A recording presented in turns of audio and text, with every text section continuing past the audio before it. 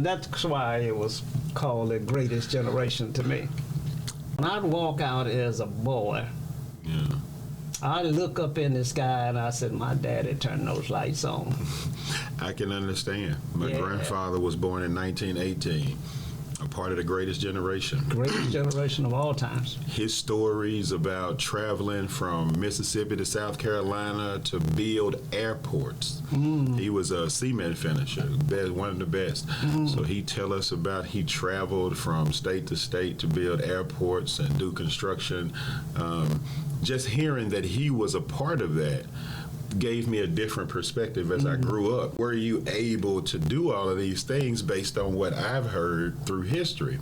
So it made me re-examine history. So it's like you were saying, it seemed as if we, even dark-skinned people, had a different foothold on America than we do today.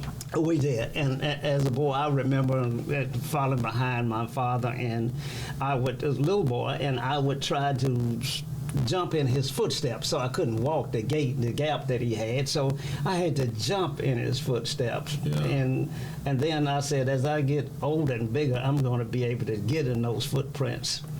And as I got older, interesting thing happened, Purtis. Those footprints became further and hard. Not only was I not able to jump in them, they were getting wider and wider and more difficult for me to even think of walking in his footsteps. I know. And that's why it was called the greatest generation to me.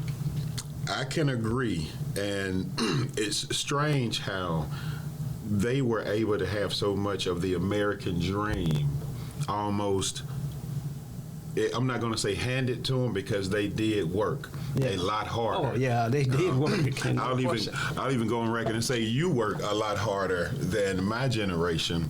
It's a task. Yeah. And I mean, just trying to follow you around walking. Yeah. Because you have such a speed. So if I can only imagine how fast your father was going. Oh, he was in a hurry.